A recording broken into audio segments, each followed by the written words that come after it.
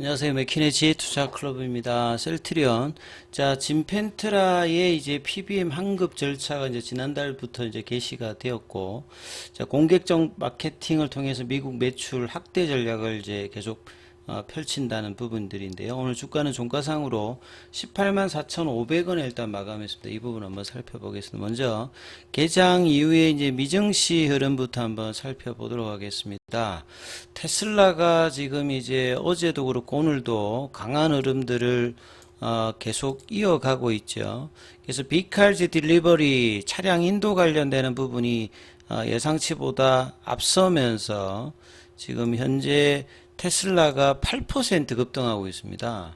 그래서 6월 달에 이제 167달러에서 거의 지금 20% 넘게 일단 급등을 하면서 4월 달 저점 대비해 가지고는 거의 지금 50% 이상이 지금 급등하는 모습을 보여주고 있죠. 이런 어떤 상황에서 지금 이제 나스닥은 약보합권이고요.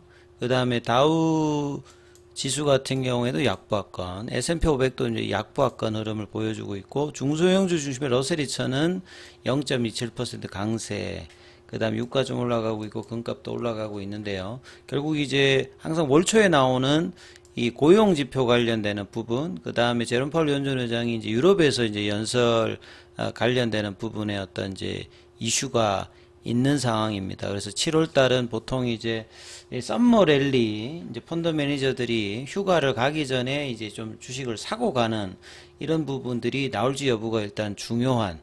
그리고 이제 6월 말부터 7월 초까지 이제 유럽의 어떤 총선 관련되는 프랑스, 영국 관련되는 일정들도 환율에 이제 영향을 뭐 주는 어떤 요소다 이렇게 보시면 될 것 같고요. 오늘 국내 시장 같은 경우에는 전체적인 어떤 시장 분위기는 외국인들하고 기관들이 매도가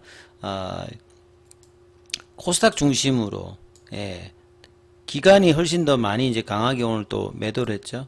그리고 개인들은 이제 양시장에서 7천억 가까이 일단은 매수를 하면서 대응을 해줬습니다. 코스피는 2800선에서 다시 내려와서 2780선 정도까지 내려왔고요. 코스닥도 2% 넘게 일단 급락하는 어떤 분위기를 보여서 상승 종목 대비해서 하락 종목 수가 이제 코스피 쪽에서는 3배 이상, 그 다음에 코스닥 같은 경우에도 4배 이상 하락 종목 수가 많은 대부분의 종목들이 좀 내려가는 어떤 모습을 이제 보였던 흐름이었죠.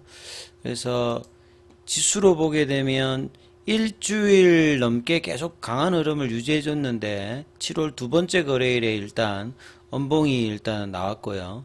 그 코스닥 쪽에서는 볼린저 밴드 하단을 깨고 내려가는 연봉이 나왔기 때문에 자 코스피하고 이제 코스닥의 어떤 다이버전스도 계속 확장되고 있고 미증시의 흐름하고도 좀 연동되지 못하는 이런 흐름이 국내에서는 그러니까 외국인 쪽은 그나마 계속 이제 올해 들어서 23조를 매수했는데 기관 개인들은 계속 일단 매도를 하고 있는 이런 모습들이 수급상에도 계속 이어지고 있습니다.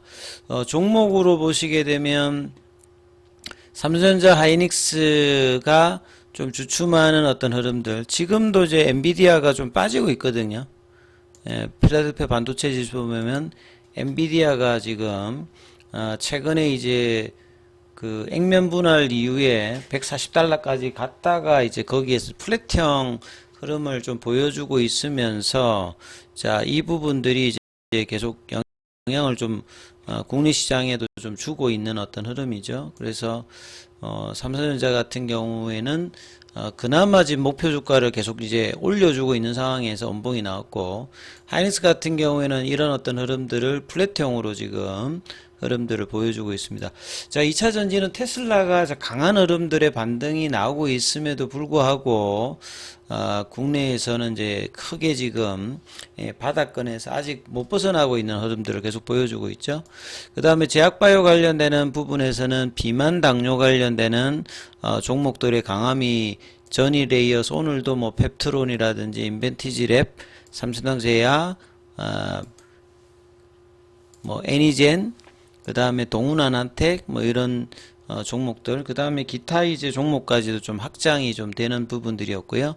그 다음에 셀트리온 같은 경우에는 시장 대비해서는 일단 견조한 흐름을 유지했습니다. 그래서 밑꼬리가 나와서 21 이평에 위에 이제 일단 붙여서 장중의 고가가 이제 18만 5,700원이었고 다시 한번 그 시도를 했다가 이제 종가는 18만 4,500원이고 시간에 한 500원 정도 빠졌습니다만 18만원 중반에 일단 붙여서 양봉 이후에 보통 이게 음봉으로 떨어지는 어떤 흐름들을 안 하기 위한 어떤 패턴들을 지금 7월 달에 보여주느냐가 또 중요한데 오늘 연기금이 무려 전일 98억에서 오늘도 114억 정도, 그 다음에 사모펀드 투신 쪽에서 매수, 그러니까 기간 매수가 다시 좀 살아나는 모습을 좀 보여주고 있거든요. 그리고 이제 자사주 매입 관련되는 부분에서 4만주 신청했는데 오늘은 한 3만주 넘게 일단 매수를 해주면서 수급이 일단은 견조했습니다. 그래서 외국인들이 좀 매도하고 개인들이 좀 매도했습니다만 기간 매수 흐름으로 셀트리온의 어떤 주가가 박스권 하단에서는 여전히 또 이제 매수권에 물량들이 들어오는 어떤 모습을 보여주고 있는데요. 좀처럼 이제 5개월 넘게 그 박스권에서 못 벗어나고 있는데 이 20만 원대를 넘어가야지만 가격 조정과 이제 기간 조정 이후에 장기적으로 25만 원, 30만 원대의 흐름들을 갈 수 있는 어떤 구간을 하려면 반드시 이제 20만 원대를 넘어가야 되고, 그러기 위해서 이제 일봉상에서는 볼린저 밴드 상단 돌파가 중요한데 항상 이 부분에만 가면 이제 두드려 맞았는데요. 자, 7월 달에도 다시 또 밴드 하단에서는 매수가 들어오고 있습니다. 보시게 되면 지금 거의 횟수로 보게 되면 뭐 한 7번 시도를 했는데 못 벗어났던 이제 박스권인데요. 하반기에는 이제 이 탈출이 어떻게 되는지도 잘 챙겨 보셔야 될 것 같고요. 자, 오늘은 이제 뭐 프로그램 쪽에서는 매도가 나왔습니다만 앞서 말씀드렸듯이 기간과 이제 자사주 매입 이런 부분들의 어떤 수급이 이제 하락에 대한 어떤 흐름들은 일단은 강하게 올리지는 못했습니다만 시장 대비해서 21이평선을 지지를 하고 일봉상의 파라볼릭 추세 전환을 일단 상승으로 전환시켰다는 게 상당히 좀 의미가 있고요. 그 다음에 이거는 이제 좀 어제 나왔던 기사입니다만 상당히 뭐 중요한 부분이죠. 유럽하고 미국하고 제도적으로 차이가 나는 게 유럽은 그 의약품의 가격 자체가 공보험 중심이다 보니까 국가가 그냥 정해줍니다. 그렇기 때문에 이제 바이오시밀러라든지 이런 데 약가를 가격을 좀 낮추게 되면 침입 정도가 굉장히 빠르게 갈 수 있는 어떤 부분의 장점을 가지고 있는데 미국은 이제 그런 이제 구조가 아니다 보니까 상당히 이제 이런 부분들에 대해서 침투할 때 이제 어려운 부분들을 가지고 있는 어떤 부분들이 이제 대부분이죠. 그래서 미국에서는 뭐 보험자라든지 페이어라든지 뭐 도매상, 제조사, 뭐 보험자 이런 이제 여러 가지 이제 유통 구조라든지 이걸 통해서 시장에서 이제 가격이 형성되기 때문에 유럽보다 이제 약가도 한 뭐 두세 배 높고, 그리고 이제 유럽에는 없는 리베이터라든지 이런 이제 여러 가지 이제 뭐 리스트 프라이스라든지 WAC 뭐 ASP 이런 이제 여러 가지 가격을 통해서 이제 제조사가 이 부분을 이제 누리기 위해서는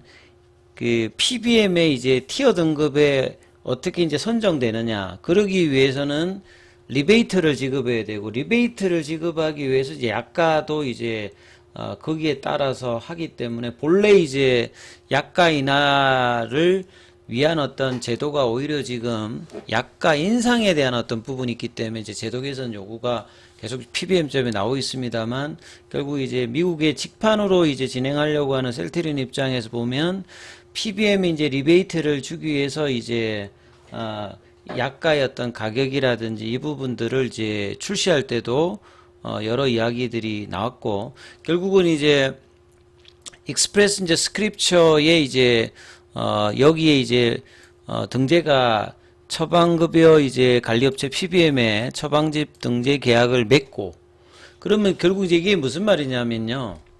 그 보통 이제 환자들이 그 병원에 가서 치료를 하려면 의사들이 이 환자가 가입돼 있는 보험회사에 여기 이제 처방집 등재 약물을 통해서 거기에서 될 수 있으면 환급을 많이 받을 수 있는 약물을 해야 환자 입장에서도 할인율이 높거든요. 그렇기 때문에 이런 부분들을 통해서 환급이 일어난다는 말은 결국 이제 뭐 병원이나 약국에 이 부분들이 환급되고 그 다음에 이제 환자들 입장에서는 이제 그 할인된 어떤 부분만큼과 그 다음에 이제 보통 쿠폰 같은 것도 이제 하거든요. 그 이제 그런 어떤 부분을 통해서 이제 약이 이제 되고, 그래서 이런 환급들이 많이 일어나게 되면 당연히 이제 셀트리온 입장에서 매출이 증가되는, Q는 이제 이런 관점에서 증가가 되거든요. 그래서 그 이야기를 지금 환급 절차가 개시가 되었다는 말은 매출이 이제 실질적으로 나온다. 요렇게 이제 연관을 지으시면 됩니다. 그리고 이제 익스프레스 스크립처 외에도 메이저 이제 두 곳 관련되는 어떤 계약들도 나오게 되면 이 Q의 증진이 더 되는 거겠죠. 그래서 처방집 등재 계약을 맺고 약품을 공급 중이고 이런 처방집 등재 효과가 실제로 나타나고 있다. 환급 절차가 나오고 있기 때문에. 그리고 이제 미국의 어떤 특징적인 어떤 이런 거 때문에요.